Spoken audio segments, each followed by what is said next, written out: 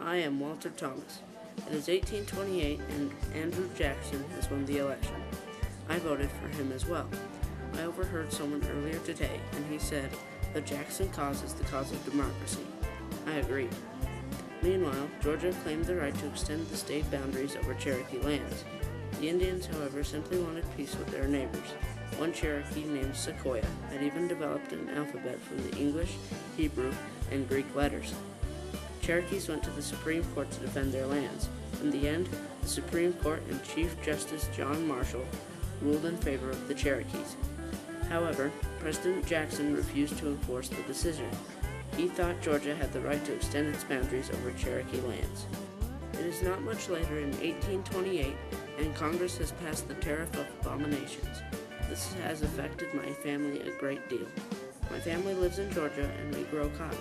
We grow the cotton, then ship it off to Europe and buy European goods with the money.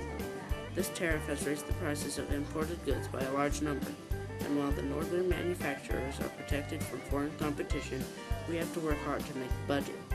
The Vice President, John C. Calhoun, has begun to argue in defense of states' rights. He believes that the states should be able to nullify or cancel federal laws. He said the states created the Union, therefore the states should have the final authority. It's 1830 and the Tariff of Abominations is still standing. Daniel Webster argued in favor of the Union. He said that the Constitution united the American people instead of the states. He argued that if the states had the power to nullify federal laws, the nation would destroy itself. Also, John C. Calhoun has resigned from office. A friend told me he resigned because he disagreed with Andrew Jackson. My friend told me they were at a dinner where several people supported states' rights. But when the president gave a toast, he said, "Our federal union, it must be preserved." Then, in response, Calhoun said, "The union, next to our liberty, most dear." He thought the freedom of the states was more important than the union. After he resigned, he was elected Senator of South Carolina. Also, Congress has now passed the Indian Removal Act.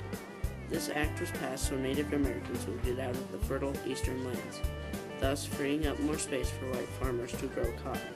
Finally, Congress has done something about the tariff. It has been 2 more years and is now 1832. Apparently, the southern states have made a big enough ruckus for Congress to remove the Tariff of Abominations. They added a new one, though, and it isn't much better. South Carolina even passed a Nullification Act, threatening to secede from the Union and declaring the tariff illegal. The president thought nullification would lead straight to civil war.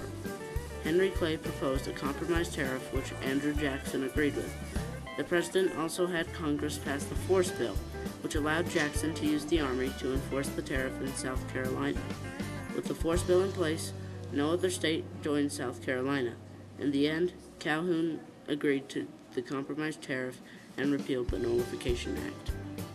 Now, in 1835, Seminoles in Florida have started resisting the United States Army. Since 1830, when the Indian Removal Act was put in place, the Seminoles have been trying to remain in their lands. Now it has went from dispute to war, and already it has cost the U.S. much more money than they expected. It's 1838 now, and the war with the Seminoles is still going on in Florida. On the other hand, the United States Army has been forcing Cherokees out of their homes in Georgia at gunpoint and forcing them to march many miles.